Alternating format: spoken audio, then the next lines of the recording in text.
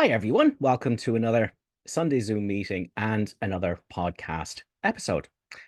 If you are watching on YouTube or listening on the podcast, you can find out more about our meetings on the website, www.acimwithkeith.com. You can also find out about our online community and paid private mentoring with myself if that interests you.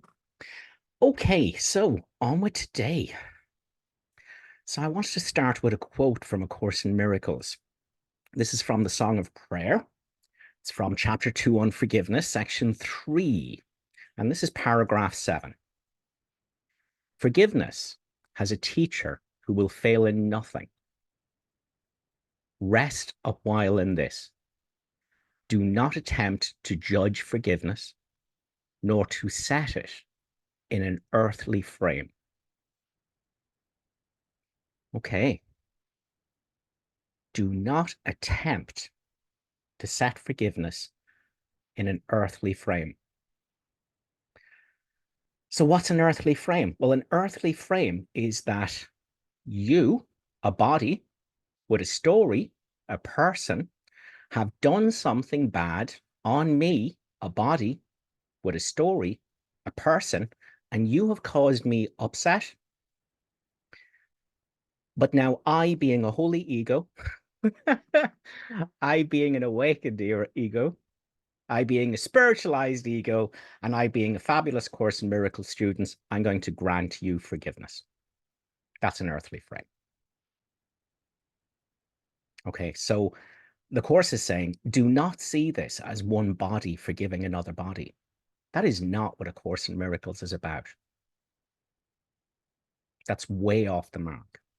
So I want to take a quote from Ken, which synopsizes this nicely.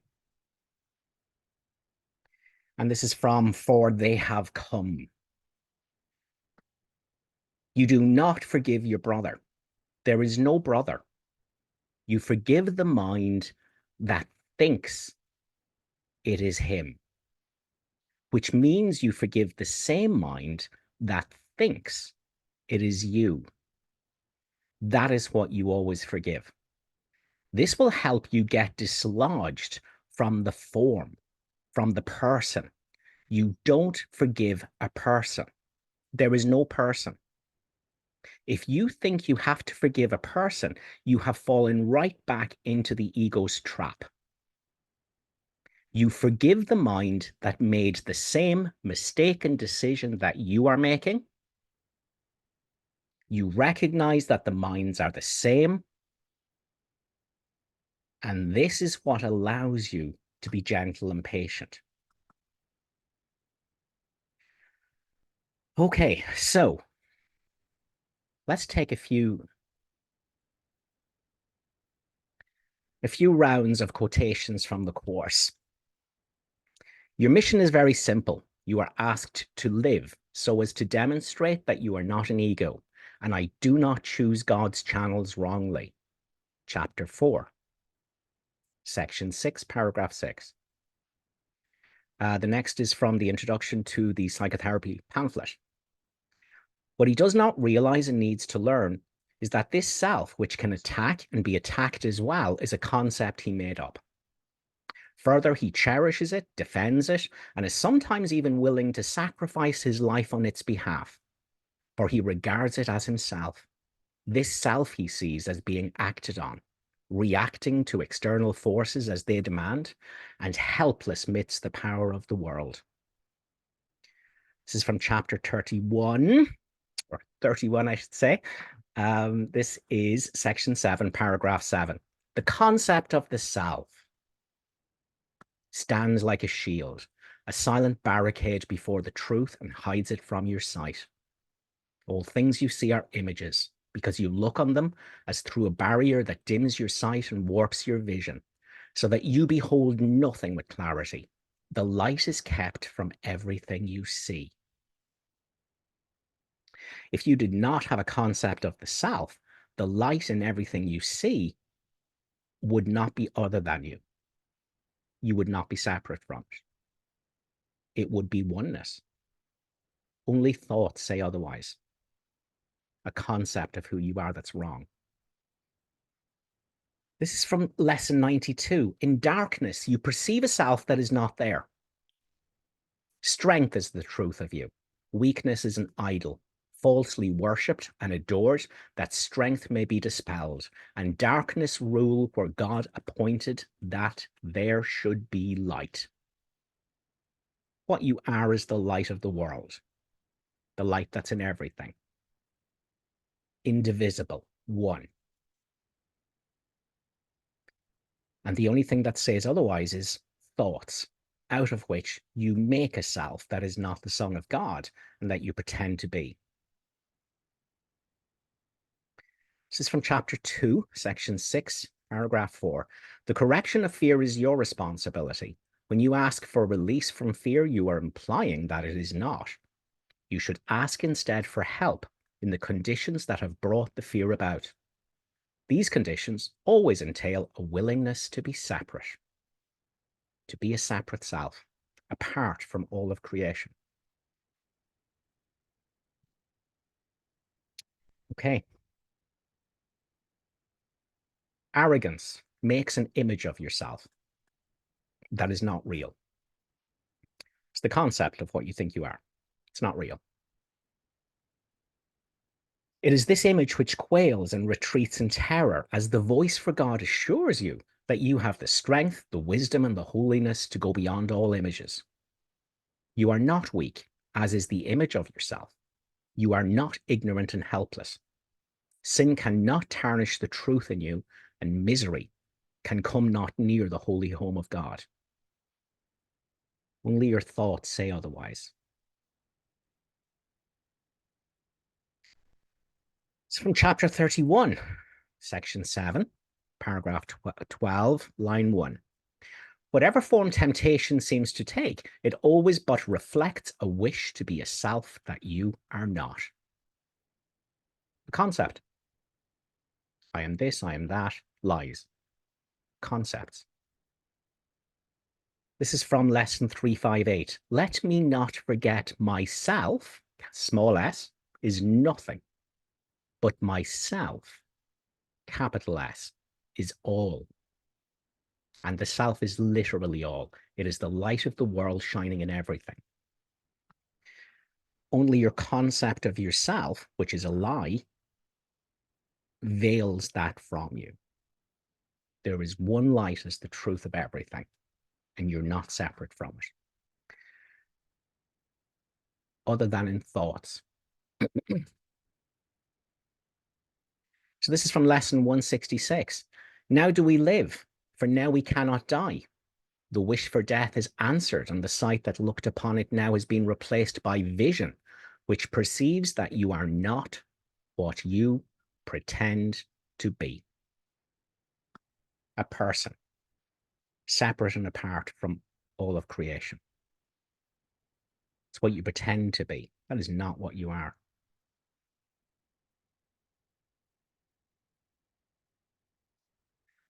Temptation has one lesson it would teach in all its forms, wherever it occurs. It would persuade the Holy Son of God that he is a body, born in what must die, unable to escape its frailty, and bound by what it orders him to feel. It sets the limits on what he can do.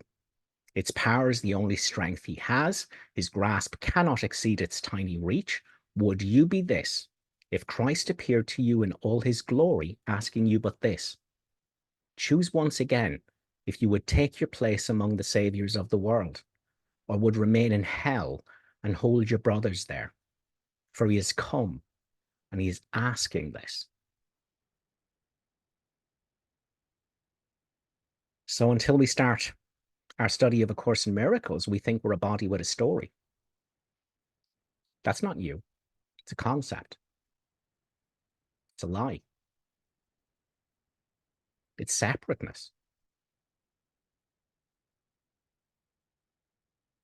It would mean God was attacked and oneness destroyed for you to be a body with a story, a separate self. And the separation never happened. Only your thoughts say separateness is real. Only your thoughts say you are a self apart from everything and everyone.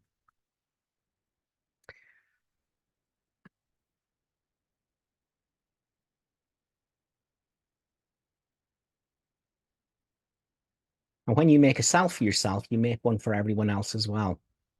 When you make a concept of yourself, a lie, a limitation on what is limitless, when you do that, you make one up for all of creation, dividing it into separate selves. This is from chapter 4, section 2, paragraph 2. Everyone makes an ego or a self for himself, which is subject to enormous variation because of its instability. He also makes an ego for everyone else he perceives, which is equally variable. Their interaction is a process that alters both because they were not made by or with the unalterable. It is important to realize that this alteration can and does occur as readily when the interaction takes place in the mind as when it involves physical proximity.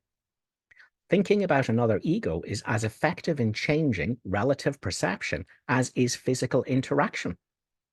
There could be no better example that the ego, separate self, is only an idea and not a fact.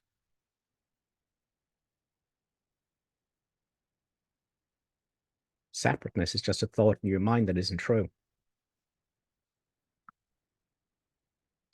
And the person that you think you are, body with a story, is just a thought in your mind that isn't true and isn't about you. It's a concept of a self. And salvation is nothing more than the escape from concepts.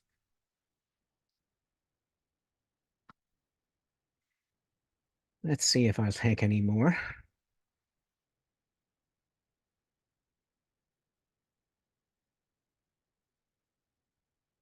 I think we'll leave it at that for those ones.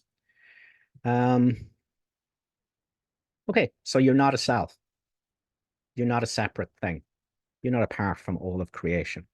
That's just a thought in your mind that isn't true. Concept. For you who are beyond all concepts, God's one holy innocent Son. So let's take another. I want to take one more. So this is from chapter 28, The Undoing of Fear. This is section 4, The Greater Joining, and it's paragraph 3. Like you, your brother thinks he is a dream. He believes his thoughts. That's what's being said here. That's how you think you're a dream. You believe thoughts. You believe concepts about what you are and what the world is. That's your dream. You're not seeing the real world.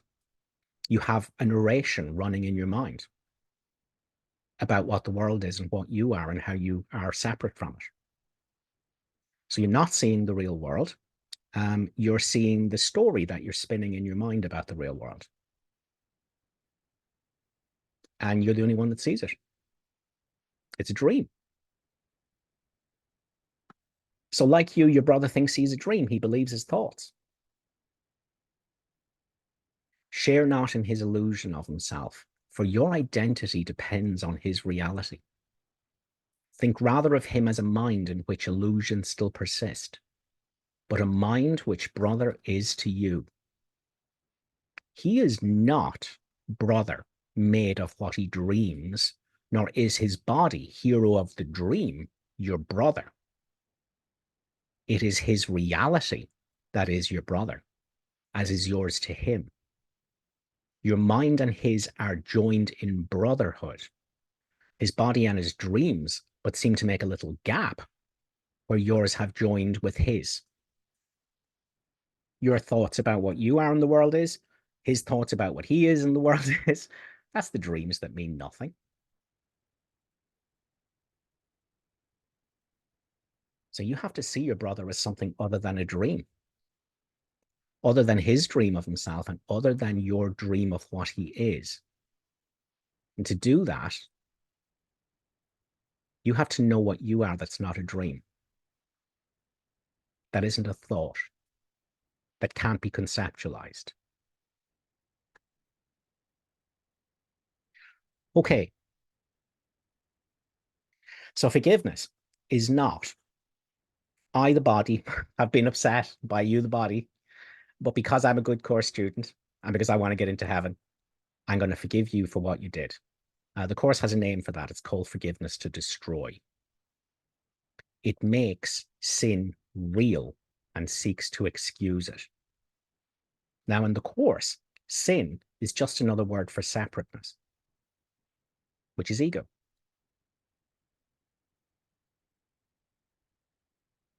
So that's what forgiveness to destroy is. What you did was terrible, but I being the Holy One, I being the one that's close to the Holy Spirit and Jesus, the one that's close to returning to heaven, I'm going to grant you my forgiveness. Forgiveness to destroy.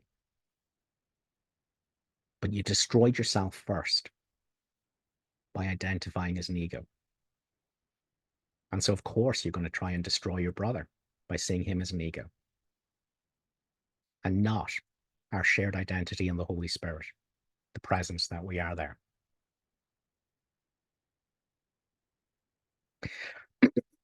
So we have said repeatedly, forgiveness is looking at your ego without judging it.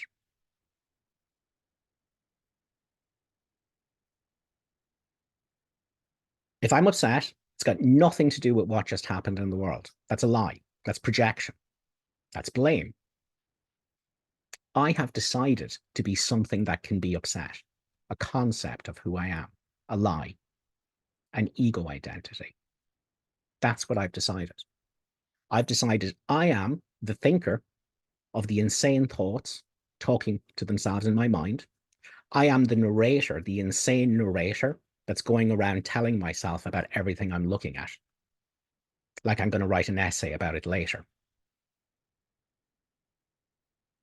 That's mindlessness. I think I'm the insane voice talking to itself in my mind. I think the opinions are true. I think the judgments are true. I think the crazy ideas that this is holy and this is unholy and this is right and this is wrong and this is what's good and this is what's bad, I'm taking that seriously. I think it's true. And worse, I think I'm the one that's having these thoughts. I am this self that is not the Son of God, that nothing it thinks or does means anything, that is unreal and nothing more than that, neither bad nor good. Lesson 93. That's what I think I am. Well, that's mindlessness. And forgiveness is not done from here. I have already attacked myself. I have attacked the presence I am in the Holy Spirit, the non-conceptual self. I've attacked that to believe I am the insane voice talking to itself in my mind, the insane narrator. I'm believing my thoughts. And I'm accepting a definition of what I am and what the world is, a limitation of the unlimited, a rejection of the light of the world for a concept that isn't true.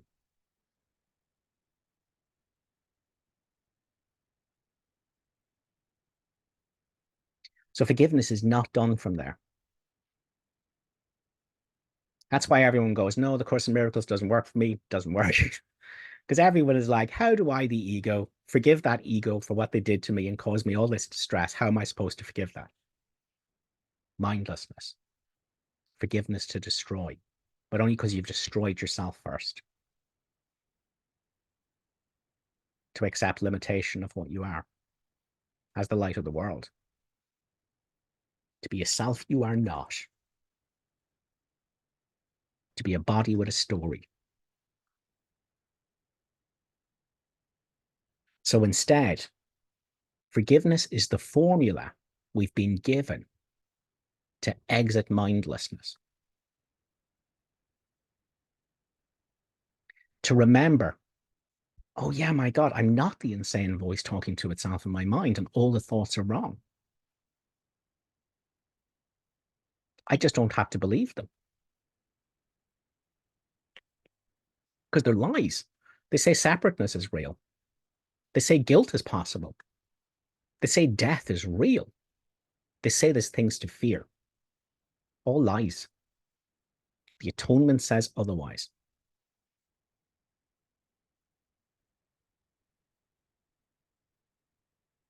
Light and joy and peace abide in you because God put them there. And if you don't know that, it's because you're believing your thoughts. Because that's the only place you won't know yourself as the light of the world,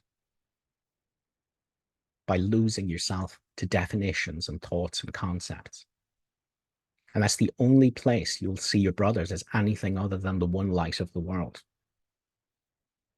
by losing yourself to lying thoughts and concepts and stories, none of which are true.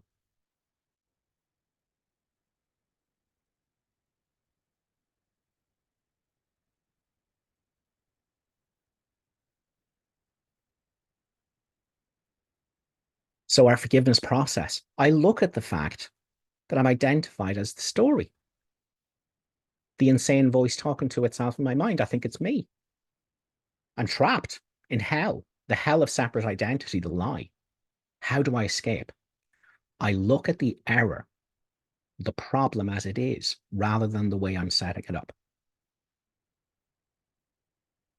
I'm buying the story of what I am. I'm buying the limitation. I'm a body, vulnerable, guilty, and desperately in need of seeing someone else more guilty than I am.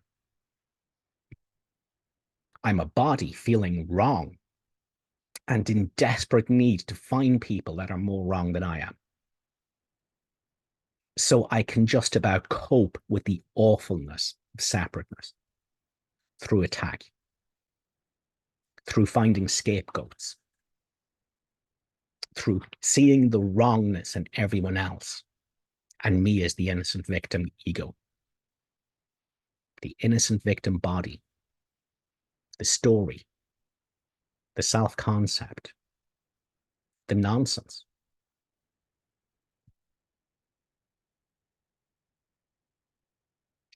So where Jesus finds us when we start the Course in Miracles is that we're just believing thoughts and thinking they're true. I'm a separate self, vulnerable and weak and innocent and victimized by an evil world. Nonsense. Just thoughts that aren't challenged. Completely untrue. That's the message of the atonement. None of that's true. Complete lies. And you can go ahead and continue to believe the lies, but you can't make them true. You're lost in your own personal hell that doesn't really exist. It's a hell made out of thoughts. And you keep yourself there by believing them.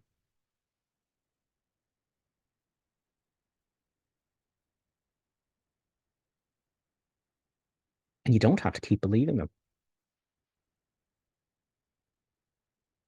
There's a way out.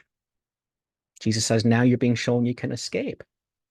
All you have to do is look at the problem the way it is and not the way you've set it up. The way you've set it up is that I am an innocent body. I'm an innocent ego. I was perfectly happy. Look what the world did to me. You did this to me, and behold my suffering. I'm an innocent victim. That's the way you've set it up.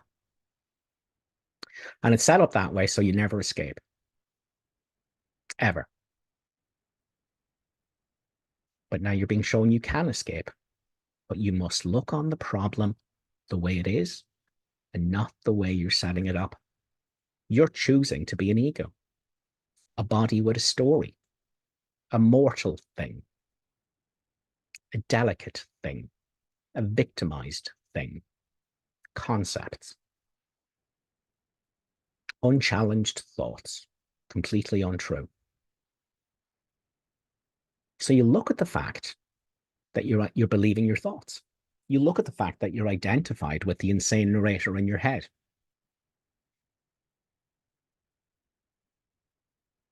And you don't judge it. You drop all resistance. You stop. You stay out of the flypaper. Nothing the insane narrator does can make things better.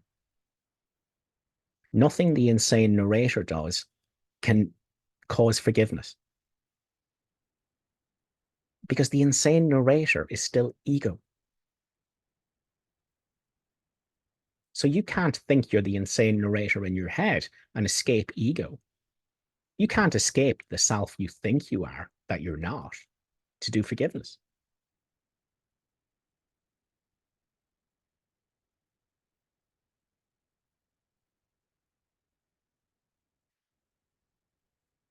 But forgiveness is the way out. You look at the problem the way it is. Oh, look, I thought I was the insane narrator. Whinging about how victimized he is, how the world's awful. In America, you might say whining. The whining narrator in your head. Oh, look, I went insane. I thought I was the insane, whining narrator in my head.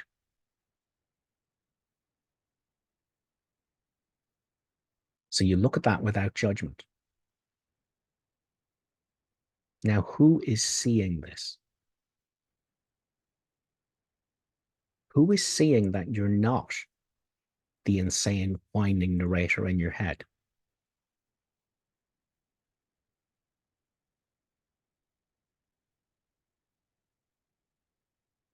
It is silent.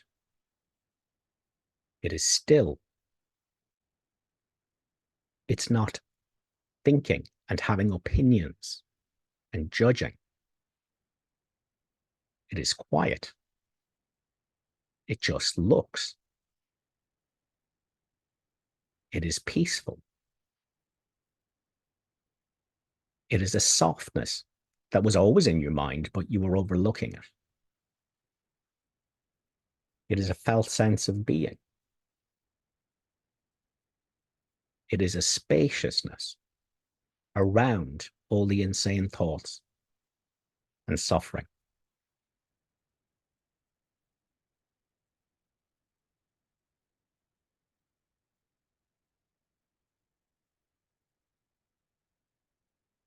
Always there, like it is now. But you can't grasp it. You can't try to cling on to it. You can't say, this is me. Instead, it just is. It's there. When you allow the present moment to be, including the insane voice talking to itself and all the suffering coming up because of that identification. But when you allow it, the softness comes. Stillness, the peace, the silence, the stillness.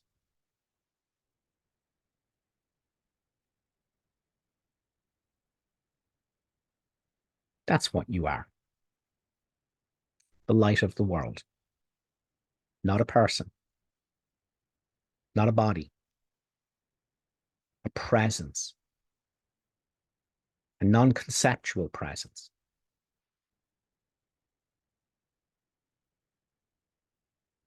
No thought or statement about this presence is true.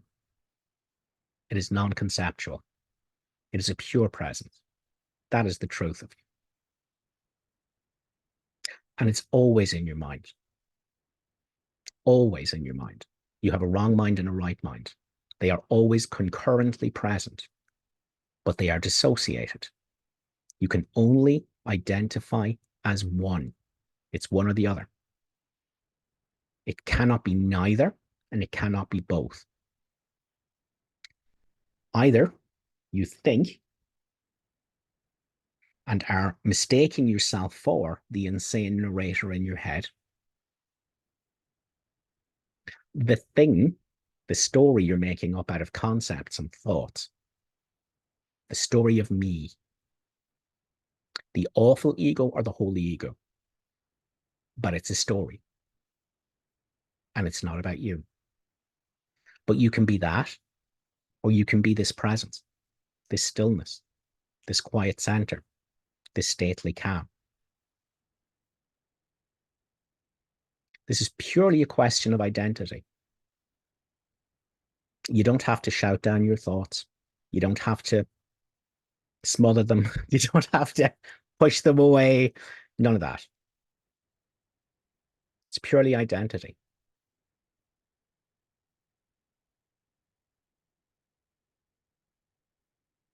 And that's what Jesus is saying.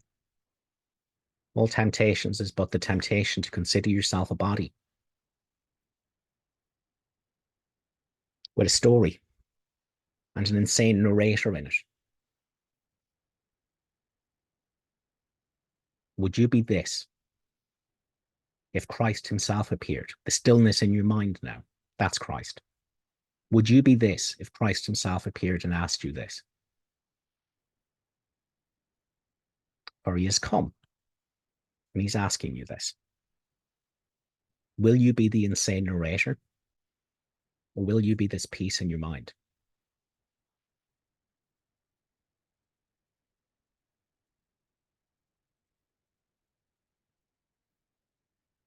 It's just an identity. Doesn't matter what the thoughts are doing or saying. They'll take care of themselves when you fix your identity. Am I the story? Or am I that which no story contains? Am I that which no story limits? Salvation can be seen as nothing more than the escape from concepts. And guess what? When you don't have a concept of what you are, there's no separate self. And there's one light as the truth of all the world, and you're not other than it.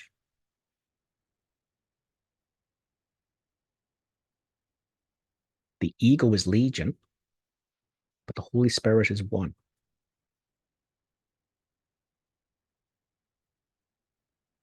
By looking at my choice to be the story and the suffering it inevitably causes, without judgment, I'm restored to what my identity is, which is non-judgmental present moment awareness. That's the simplicity and the beauty of the forgiveness formula. The world is not the cause of my pain. My pain is coming from thinking I am a self apart from the entire world, doing battle with it, fighting for survival in it.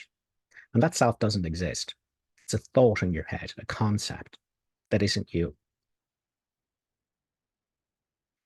If you stopped believing all your thoughts right now, you would be this presence, this light, which is the truth of everything, this unity.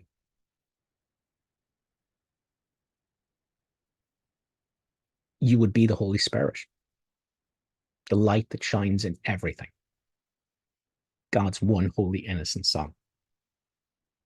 That's all that's true. That's the real world. Everything else are just thoughts you believe that aren't true. And if you look at them without judgment, you separate out from every single one of them, and you can let them go.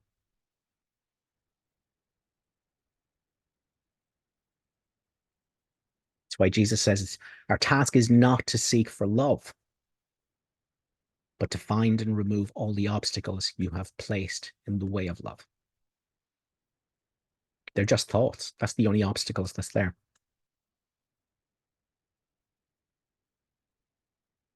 All your thoughts and concepts of what you are a lie. I'm a human, I'm a person, I'm male, I'm 50 years of age, I've been treated terribly, I've had a hard life. I can't put up with this, I can't put up with that, I need this in my life, this is what I need. All nonsense, just thoughts. Unchallenged thoughts, unforgiven thoughts, keeping you in a personal hell that's completely unnecessary. But now you're being shown you can escape by forgiveness. And in forgiveness, you look at what the problem is instead of the way you're setting it up. And the problem is you're choosing to be separate, a self apart, a lie.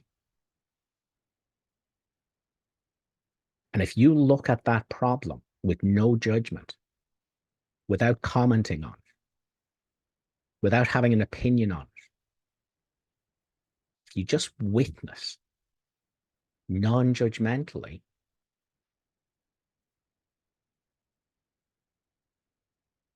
What's looking is the light of the world.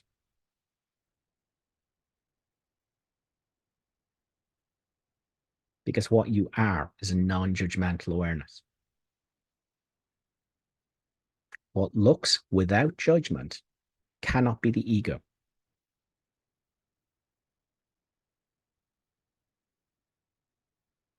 Because the ego is only judgment,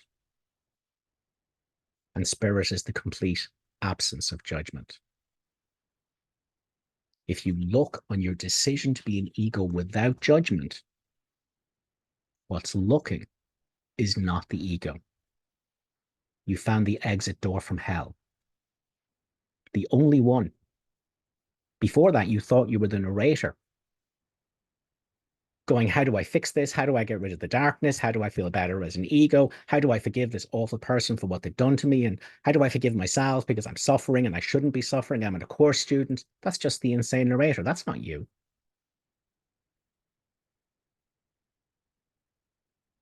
Flypaper.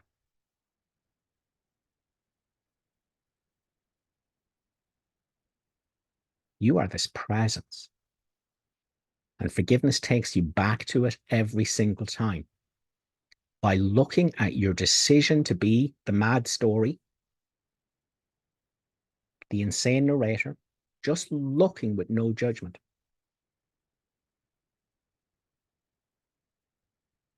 And the exit door from hell lights up. Who's looking?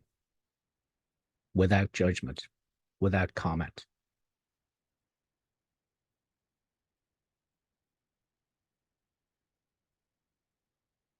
It is the light that you are. And when you return to this place, you don't become joined with all your brothers. You realize it has never been otherwise. There is just this presence. If I stop believing all my thoughts and know myself to be this presence, I can see that all my brothers are this same presence behind the thoughts.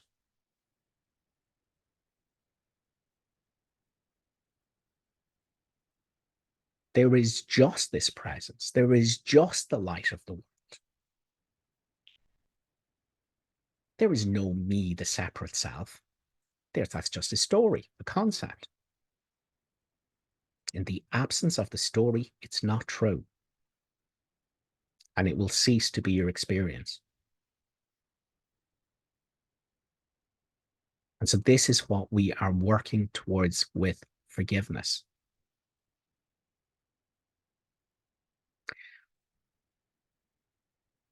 This is not the way most people try to do forgiveness. We've all been through that stage where we're trying to do forgiveness as an ego, and we know it's not working. Egos can't forgive. Separate selves can't forgive.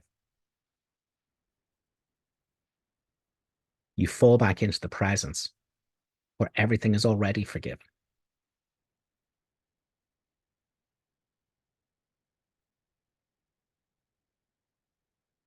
And that's the so important that we have gone through the workbook lessons. Too many people don't do the workbook lessons.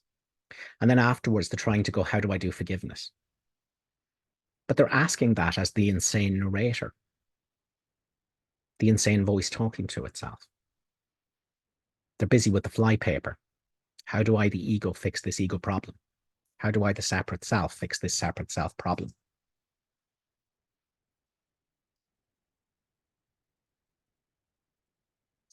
Time's getting on.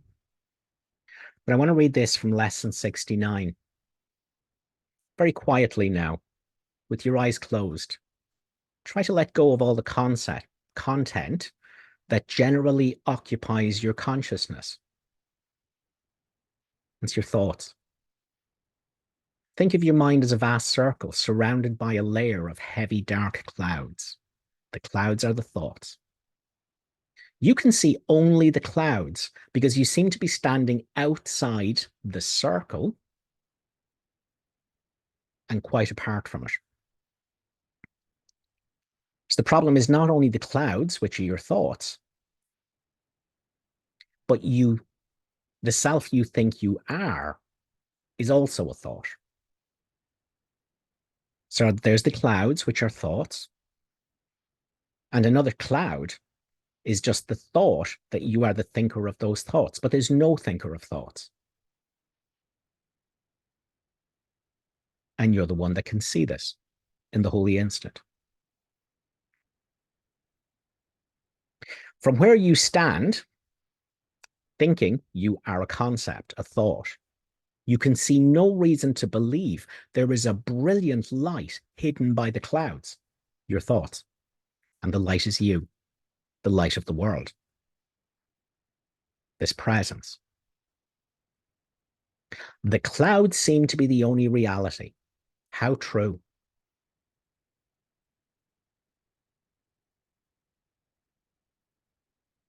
We think thoughts is all there is. Thoughts are the only way to be. I have to think myself out of situations and problems, think my way out of pain. And I think of myself as X, Y, and Z. I define myself with thoughts. And Jesus is saying your thoughts seem to be the only reality. They seem to be all there is to see. Therefore, you do not attempt to go past them, through them, which is the only way in which you would really be convinced of their lack of substance. We will make this attempt today.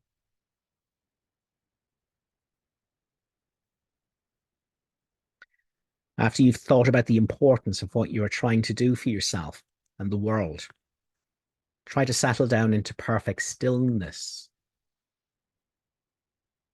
remembering only how much you want to reach the light in you today.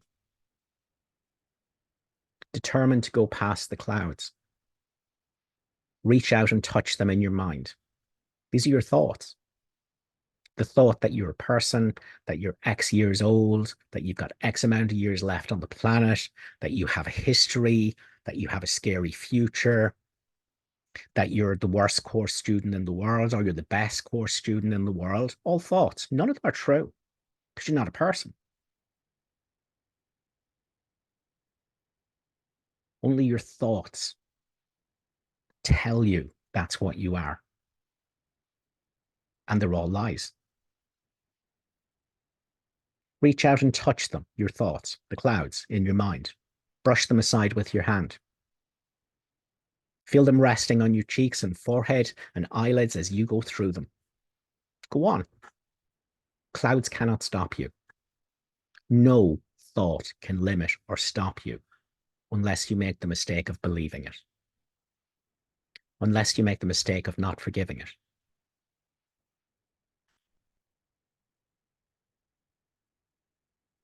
If you are doing the exercises properly, you will begin to feel a sense of being lifted up and carried ahead. Your little effort and small determination call on the power of the universe to help you. Because you are the power of the universe, the presence that permeates everything. And God himself will raise you from darkness into light. You are in accord with his will. You cannot fail because your will is his.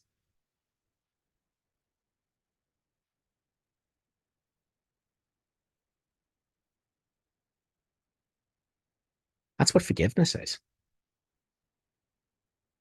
Forgiveness has got nothing to do with one body forgiving another. Forgiveness is remembering what you are. And all you have to do to know what you are is look at the story you're identifying as, the lie, with no judgment. To be aware of your identification with the insane voice talking to itself in your mind without judgment.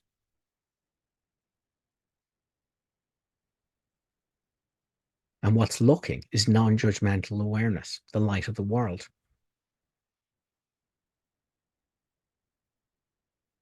The Holy Spirit.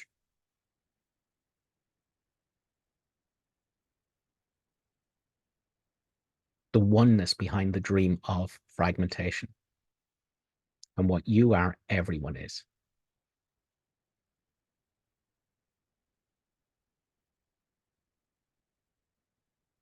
So again, the importance we have to understand. A Course in Miracles isn't about how to forgive your brothers. Be a happy ego in the world you made to exclude God and triumph over him by being happy without him.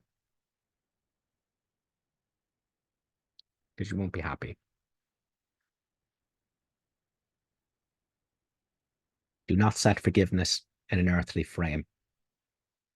Forgiveness is your opportunity to remember what you are. That isn't a story or a person or a body that has no weakness, that knows no pain. That is the light of the world. So that workbook lesson is a wonderful workbook lesson, and it gets echoed in the following lesson, which was today's. And Jesus is going to come at that in many different angles in the workbook over the year. Having you look at the thoughts in your mind and forgive them so you can let them go and be what's looking.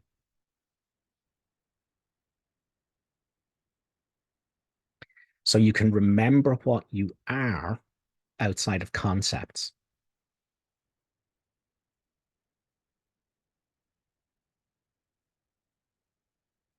Because that's what you've always been. The concepts are just lies. Onto you who are birthless, deathless, timeless, has been placed an overlay, a mindlessness, which says I was born in 1960, I was a child, I grew up in such a place, and there's this whole story, all these concepts that hide the truth of what you are, that which is free of concepts, a pure beingness, a pure presence that permeates in all things, behind all things. God's one holy, innocent Son. Forgiveness is how you remember what you are. It's how you wake up from the dream that you're a person, a separate self, an ego. That's the purpose of forgiveness. Once you remember what you are, you know what your brother is. He's not guilty either, because he's not the insane voice talking to itself in his mind or what it's saying or what it's doing. He's this presence with you. He may not know that. Your only job is to know what he is by knowing what you are. And that's forgiveness. Right, my lovely co-host. Is there anything we should deal with in the chat box, Linda, or should we go to Hans first? Well, yeah, we've got two anonymous questions in the chat box that were before the hands, and then we've got two hands, and then one more question after that Perfect. is what we've got right now. Okay. Okay. The first anonymous question is, can you explain the difference between having a spiritual experience like direct revelation and a somewhere down here and an awakening?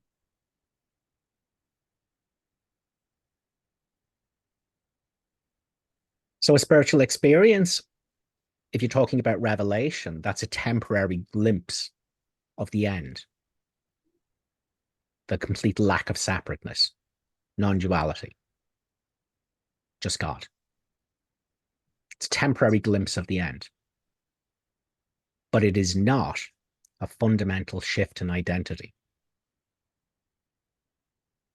An awakening is a fundamental shift in identity.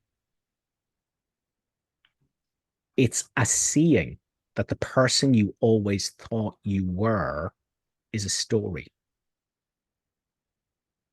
a concept that is just made out of clouds. There's no actual substance to it whatsoever. And you, the one that sees this, share none of the limitations with that story.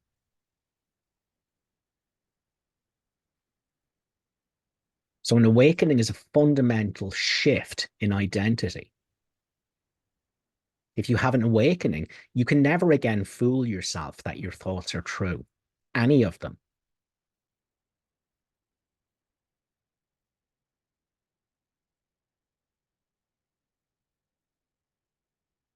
And you can never again fool yourself that you are an innocent victim, that you have been slighted, that you have been wronged, that you're guilty. You can never be fooled by that again. That doesn't mean you won't dissociate the presence to rise as a separate self made out of stories and vomit guilt onto the world, but you can't fool yourself anymore. The minute it happens, you'll just go, oh, I went insane. So that's an awakening. Not believing your thoughts. Not believing your thoughts about what you are and what anyone else is. But really not believing any of your thoughts. That doesn't mean there's not opinions. But that doesn't mean that you believe them.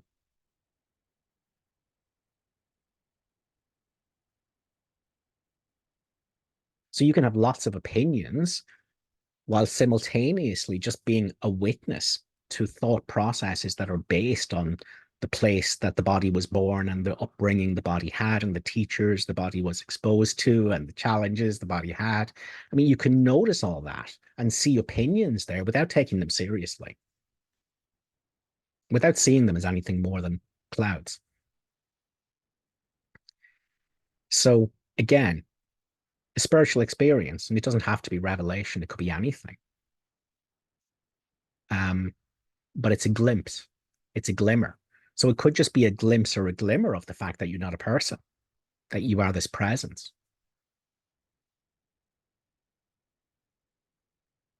So spiritual experiences are wonderful and lovely milestones on the road towards awakening. But awakening is where your identity has fundamentally shifted, so you can never fool yourself that your thoughts are true again. Or that what you are can be limited or defined by thoughts.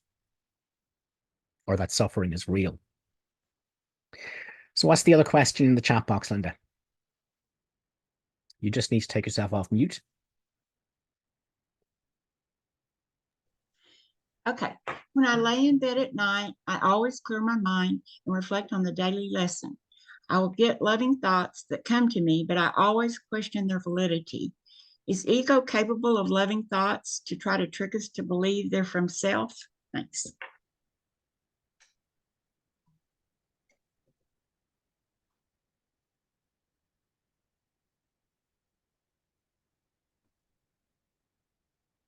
What's very important to understand with this is that you're not an ego. And what's more, ego is not a constant thing that's there. It's not a thing.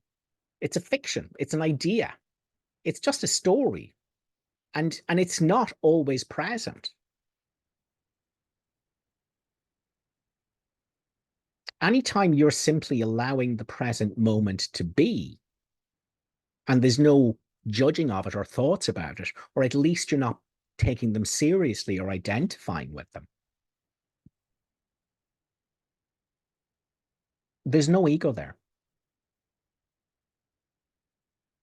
And that could be in nature. It could be listening to music. It could be reading A Course in Miracles. It could be listening to a satsang. It could be meditating.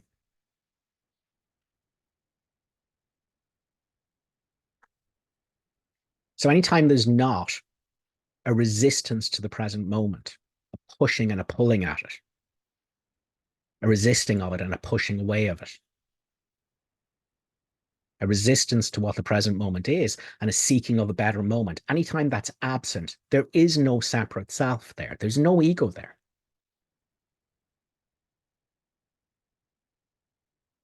And the light of the world that you are and everyone is will illuminate your mind. You'll feel peaceful. You'll know joy. You'll know a sense of connectedness and love.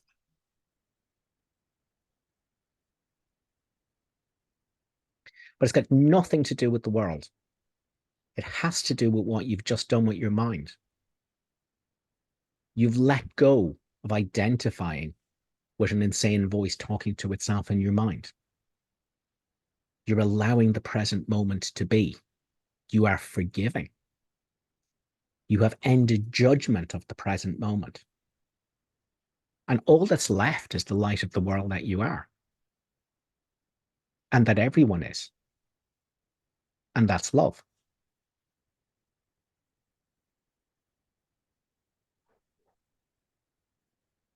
So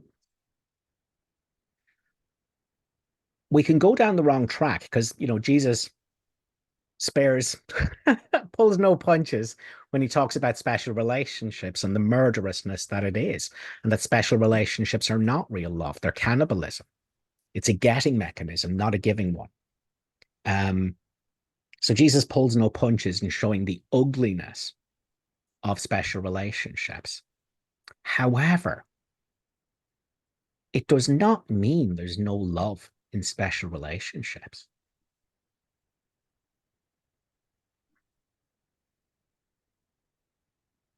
So, I mean, anytime you allow your partner to be without judgment of them, the love that you are, the light of the world illuminates your mind and you see it as the truth of the other person.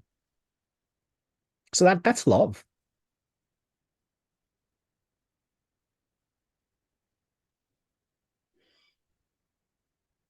Now, where it goes wrong is when we think that the other person is the reason I'm feeling love. No, it's not. The reason you're feeling love is because you're not judging the other person. They match your samskaras, as they say in the East, your preferences, which have all become established by the past. What you like and what you don't like. And I need someone with a sense of humor, and I like someone who's pretty, and I like someone who's blonde, and I like someone, and all those ridiculous samskaras in your head. It just means then that this person, your ego has no objections to them.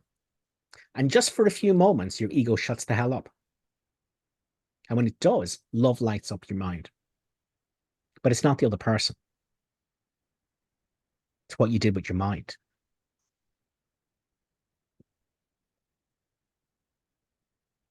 So people are like, oh, I don't know if I can let go of my ego. It sounds like a scary thing to do. It's not there all the time.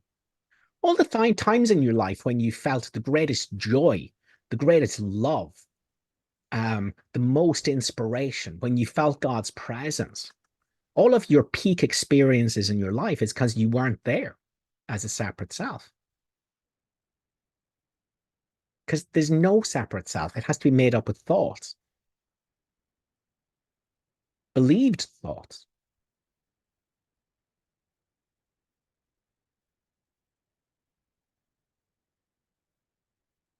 All the peak experiences you will remember at the end of your life as the best times in your life was the times you weren't there as a person.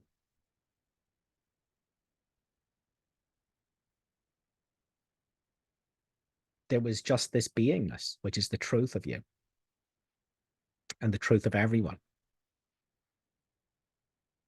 And that's why the memory is so precious and beautiful. And afterwards, when you think about it, you insert the idea of yourself as a separate person into the memory as the one who was enjoying it. But the person wasn't there. That's why it's such a huge experience. It's why it stands out.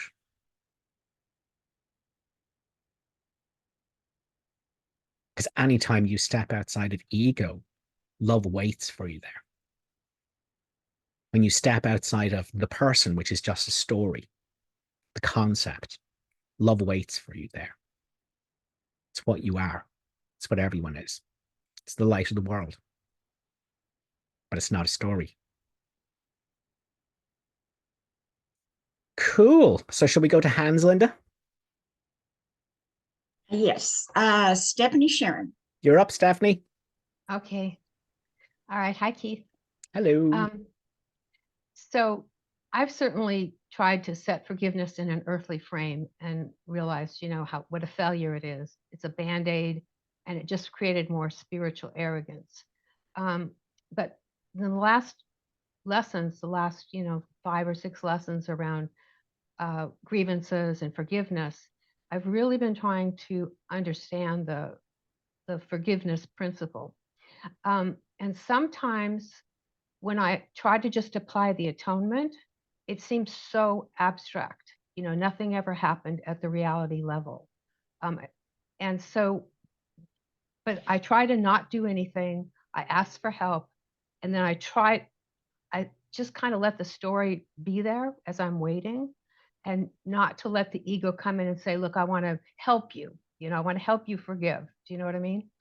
And one thing I found that helps bring it more into the specific for me is if I think about having a dream, if I dream something at night and I've killed somebody, and then maybe I've married somebody.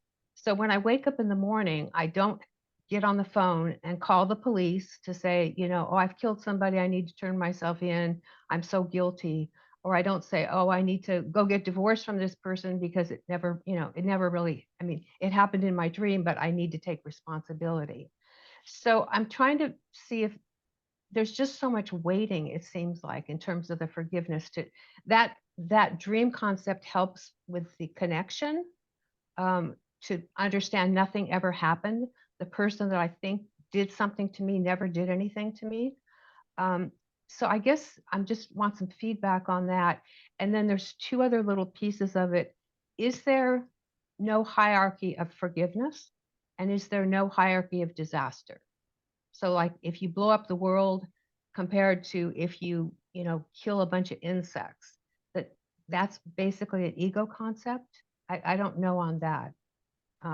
Just like there's no hierarchy in miracles. So that's basically what I got. Okay. To really, so this idea the person has done nothing on me, that means nothing if I'm continuing to identify as a person. Mm-hmm. Okay, I can feed myself that line until I'm blue in the face, and in the back of my head, I'm going, I don't think so. That was definitely done on me. Right. So Right. I can use this as a mantra till I'm blue in the face. Nothing was done to me. Nothing was done to me. Nothing was done to me. But that's the insane narrator. Right. But I don't think I'm experiencing it that way. Good, It's more like because I've looked at the problem and then just sort of let and things what's the emerge problem? up. Well, I have a particular one right now which I don't feel comfortable sharing here. I've But done you a don't have worksheet. to. You don't have to, because that's not the Okay. problem. Okay. So it's like an issue where my No, sister, well, no, but that's no. I don't even need to know, okay. because that doesn't mean anything. That's just projection. Right. Right. Right. Right. Exactly. If there's no Stephanie, is there any upset? No, What's the no, problem? there's just what my ego wants to try to create. So if there's no Stephanie, is there any problem? No, So what's the problem? there isn't one. Well, there is. What is it? So if there's no Stephanie, there's no problem. So what's the problem? That I believe there is sometimes a problem, Who or believes that that? the body, the one that thinks she's Stephanie. Yes. Okay, so if there's no Stephanie, there's no problem. So Stephanie's the problem. Yes. That's the problem you look at. Okay. Everything else So, is just a projection. Okay, so the first step of forgiveness is you undo projection. It doesn't matter what the story is. mm-hmm, So it doesn't matter if Keith has murdered hundreds of people, mm-hmm, or if Keith has just mugged people, or if Keith has been been unkind to animals, there's no Keith. Right. Right. And it doesn't matter if Keith has been mugged or if Keith has been slandered or if Keith has been slighted, or if everyone's turned their back on Keith. There's no Keith. It's just a thought in my mind. So in the looking, just in the looking, that awareness arises then. It will seem that way, but it doesn't arise because it's the only truth there is. Right. Okay. Right. Right. Because it is only thoughts that weave a spell that there's a Stephanie. Yeah. But the awareness is free of all that.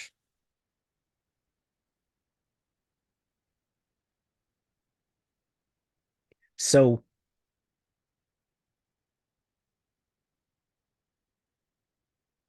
again, Jesus says in lesson 8, past and future are illusions. Mm-hmm. And he says, the one wholly true thing we can say about the past is that it's not here now. Mm-hmm. It can only be a story, but it's not here. And then he was on to say it never happened. Past and future are illusions. So without any stories of the past or stories of the future, can you find evidence of Stephanie, the body with a story? No, it's blank.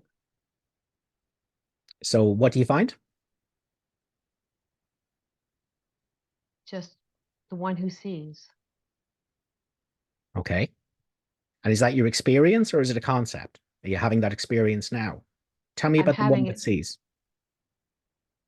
The one that sees is calm, just looks and Yeah. sees what is in front. Is there any Very guilt? simple. Is there any guilt No, there? there's no guilt. Any lack? No, Any pain? no, Any need? no.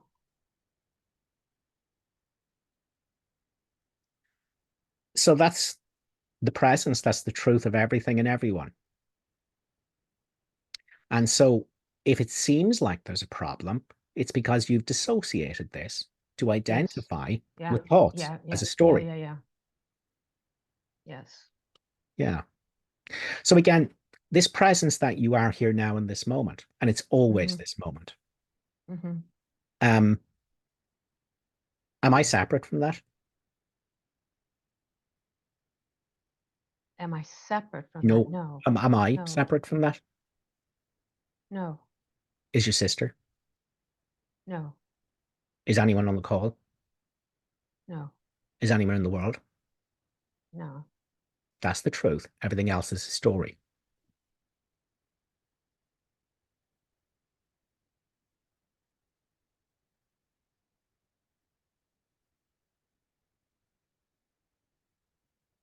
Yes. The presence Thank is you. true. The presence is Thank true. you. It's what you are. Everything else is an believed thought, an unforgiven thought, an unchallenged thought, a ridiculous concept that isn't true. Yeah. And so forgiveness is remembering what I am. And I do that for the entire world. Because if I'm not a body with a story, an insane voice talking to itself, neither is anyone else. And so this awakeness in me sees the awakeness in everyone. No one needs to wake up. The awakeness in me sees that Yes. the awakeness is the truth of everyone.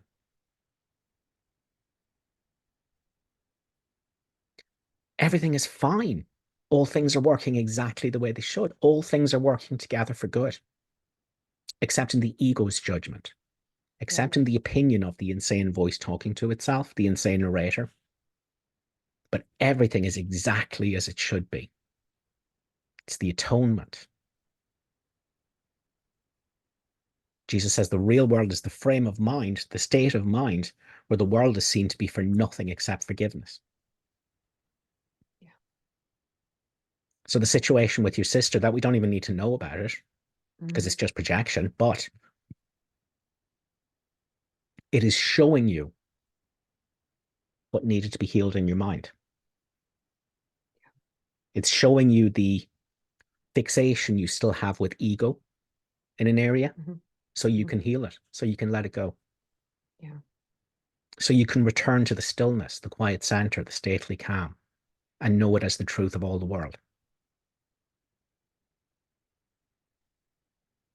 Does that make sense? Yes, absolutely. Does that feel viscerally true, or is there any objections? No, I'm all melty and Good, leaking. good. All right. Shall we go to Eli then, Linda? Yes. Go for it, Eli. Okay. Yes, hi.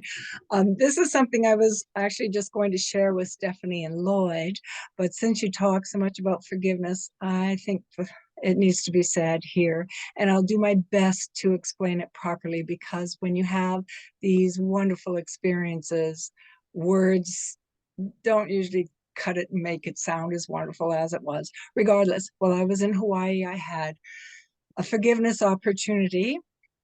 My brother-in-law, he likes to insult me. I don't care. He's insulting this body. I don't care about that really, but I jump immediately into forgiveness mode. So the day this thing happened, okay, whatever, done. It is what it is. I just move on. I don't care. So, but the next day, he kind of pulled me aside privately and apologized to me. So immediately I put my arms around him and I said, I forgive you. And with those words, I'm going to say I felt Holy Spirit grab my hand and hold me. And it wasn't really, there was no hand, there was no holding, but it was a feeling. It was a complete knowledge. And with a gentle smile, I could feel the smile, even though you don't really see it, but you can feel it.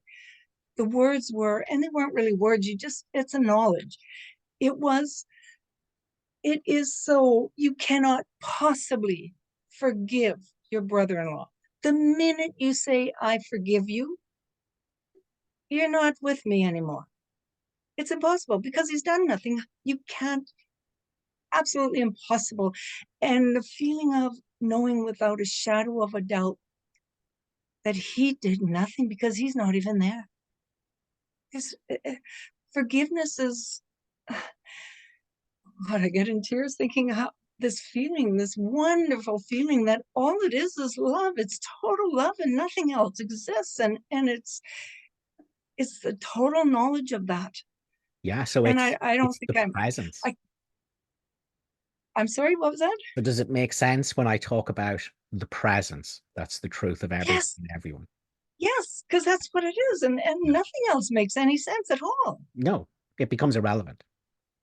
Yeah. So to say I forgive you, it's garbage. You can't forgive anybody. Yeah. Impossible. Yeah.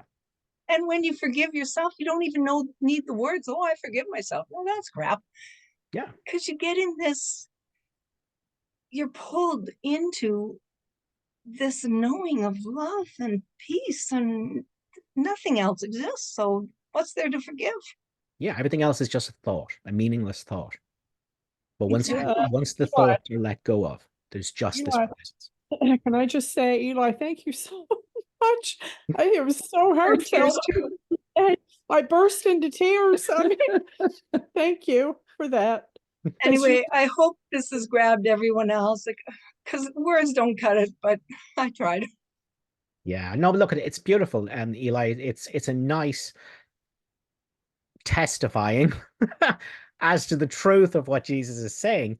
You let the clouds go. You look at them. You have to look at them first with no judgment to let them go.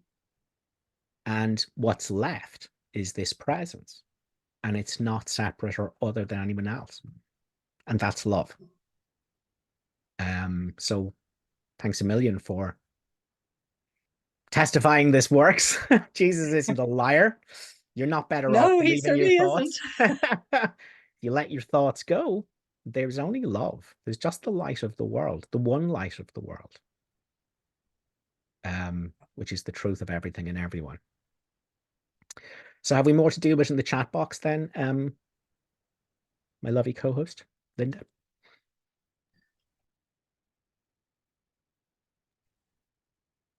Just take yourself off mute.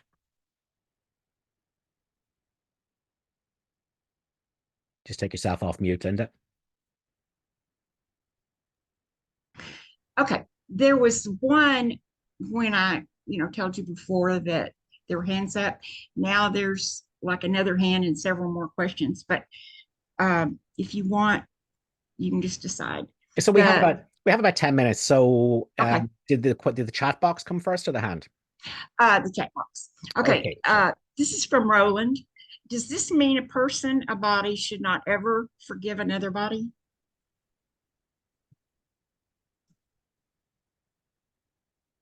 But there's no such thing.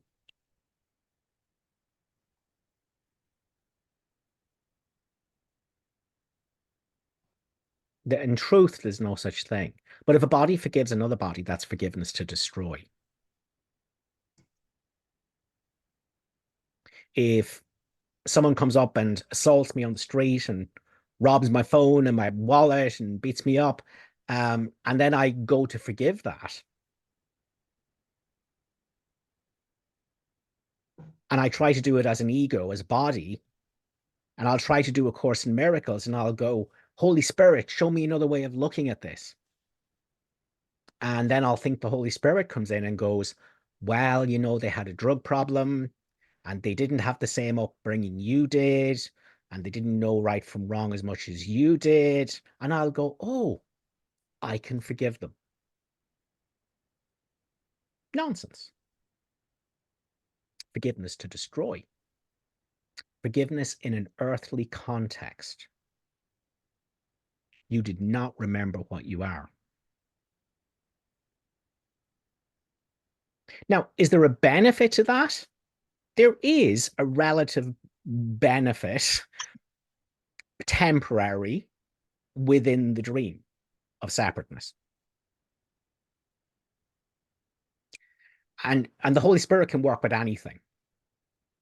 But that is not what A Course in Miracles is teaching. A Course in Miracles is a course in waking up, not in bodies forgiving one another.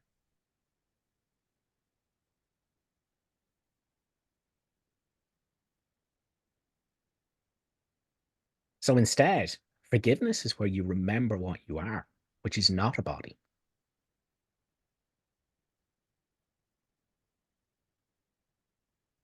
So a body forgiving another body is forgiveness to destroy. It says, in the example, I'm saying, well, your ego did this to my ego, but I can make allowances for your ego. I'm saying you're not so guilty because your ego hadn't. But my brother is not innocent because his ego can be excused. Your brother is innocent because he's not an ego.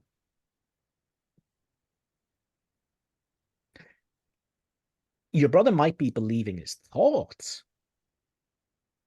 and thinking he is a concept, but he's not.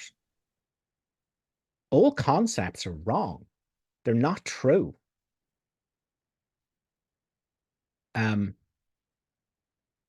So forgiveness is how I remember what I am and know what my brother is. Forgiveness is how I step outside of concepts to know what I am. That is the light of the world, that my brother is with me.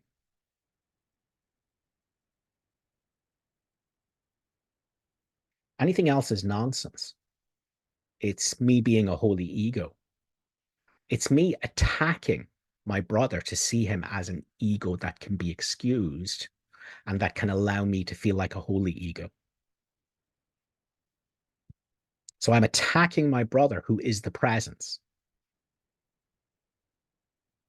But I wouldn't do that unless I first attacked myself to identify with thoughts and believe in a concept of myself that's not the light of the world. So we always attack ourselves first. And if I'm seeing my brother as an ego, if I'm seeing him as what he thinks he is, his concept of himself or my concept of him, that's an attack. on the presence we both are, the Holy Spirit, the one light. So forgiveness means something very different to us in A Course in Miracles. It's the means of awakening from the dream of death. It's the means of awakening from the dream of separateness and sin and guilt and fear. It's finding your invulnerability and sharing it with all the world. And that's what the workbook lessons are teaching us, finding the light, the place in your mind unbound by thoughts and filters, and knowing it as the truth of your brother with you.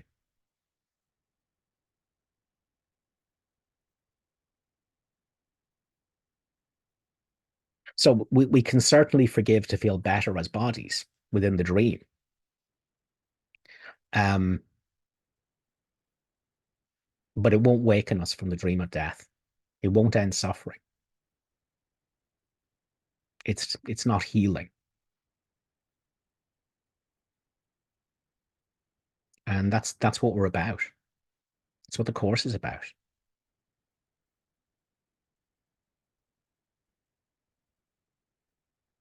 So forgiveness is something that happens in the context of the interactions of bodies, but it's all about what's happening in your mind, a shift in identity that you share with all the world.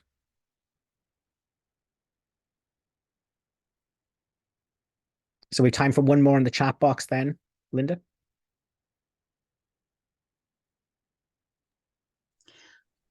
Well, we've been going an hour and a half. Do you want one more question? Yeah, one more question. Okay. All right. This is from Anne. The body is dependent on or affected by other forms in the film, but the consciousness I am is not, right? So how do I balance acknowledging the body and its preferences, listening to and fulfilling its needs, and knowing that the only thing that determines whether I feel peace or suffering is whether I identify with forms or consciousness, i.e., it is not dependent on forms. Yeah, but people tie themselves in knots with this. This is purely an identity thing. So this is not about trying to pretend the body is not part of the experience. It's not trying to pretend there aren't thoughts and preferences that are going on in thought. This is purely an identity thing. So as you practice the workbook of A Course in Miracles, as you practice not believing your thoughts, and all you have to do is look at them without judgment to experience what you are, that's unbound by thoughts. That's the beauty of the forgiveness formula. It's not a person. It's not a thought. It's not a thinking mind. It's a presence. But the body mind is not going anywhere. The dream will go on. Course in Miracles is not about awakening from the dream of the world per se. That will take care of itself at the very end. Course in Miracles is about awakening from the dream of the person to the real world, where everything is one.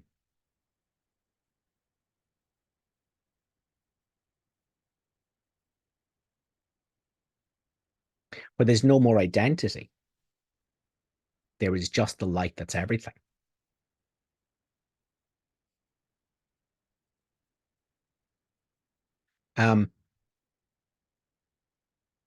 So the body mind isn't going anywhere. But if you are identified as the body mind, if you think it's you, then the body mind is going to act out a script of suffering and need and lack and competition and pain and blame. But if you just don't derive your identity from it,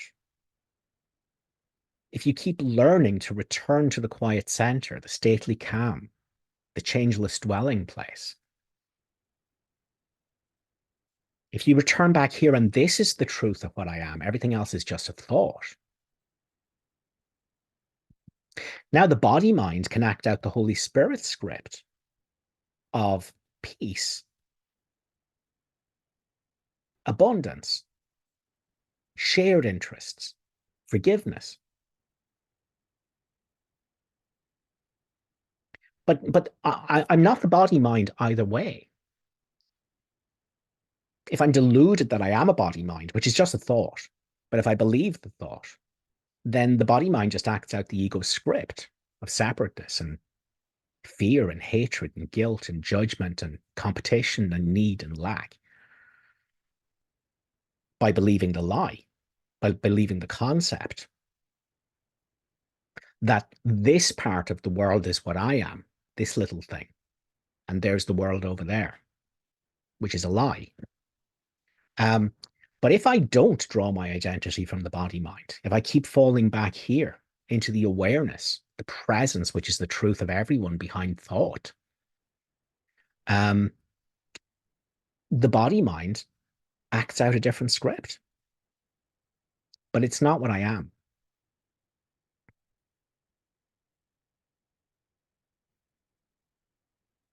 So they're still looking after the body. They're still eating. They're still sleeping. They're still using the bathroom. But there's no identity in it. There's just no identity in it. But we're not denying the experience of the body. Jesus calls that a particularly unworthy form of denial. The body's not going anywhere. We don't have to pretend we're not seeing it. We just have to know it's not what I am.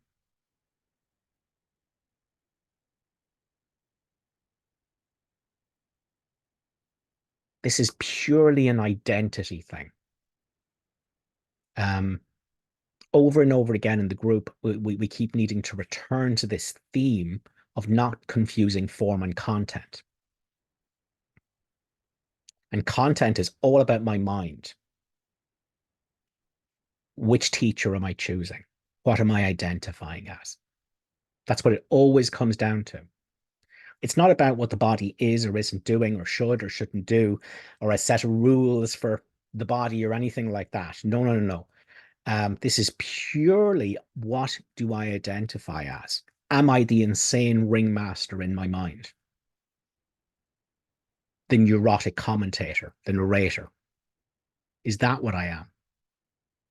Or am I the one that sees my thoughts and doesn't believe them by looking at them without judgment?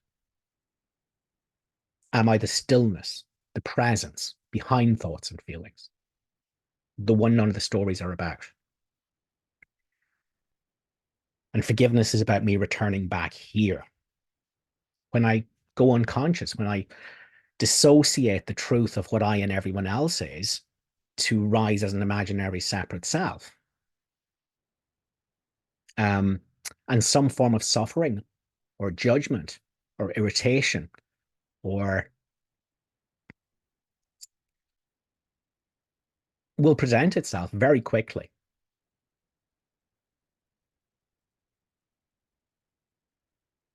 And so the minute I'm invested in seeing someone else as wrong, the minute I'm invested in making someone else wrong, the minute I'm invested in not seeing everything working together for good, the minute there's an opinion that says it shouldn't be like that, and some form of micro-suffering that arises in that resistance, that's my warning sign. I've gone insane. I don't know what I am. I can never change what I am that is the presence outside of thoughts. I can just apparently lose myself to thoughts, make a self out of it, either a very unholy self or a very holy self. But it's a concept, it's a lie, it's an ego. And suffering will arise. Hatred, judgment, irritation, impatience, something will arise. And that's your tip-off, that you've believed your thoughts. And believed that you are a thought. But all you have to do is look at your mistake. All you have to do is look at the problem the way it is and not the way you're setting it up. Nobody's wrong.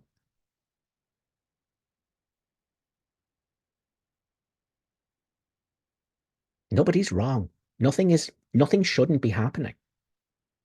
All things are working together for good, except in the ego's opinion. So if you have a problem with what someone else is doing, if you're seeing wrongness or evil, badness in them, or ignorance in them, you're the one that's insane. Sole responsibility of the miracle worker is to accept the atonement for himself, not on behalf of anyone else. People only seem to need saving when I've attacked myself to believe I'm a story, and now I'm seeing everyone else's stories. But once I accept the atonement for myself, salvation is nothing more than the escape from concepts. Because outside of concepts, there's no separation from God and no sin, guilt, and fear. They can only exist as thoughts. But once I step out of thoughts, by being what is aware of them, but not identified with them, by looking on them without judgment and feeling the presence that I am, there is no separation. There is no sin, guilt, and fear.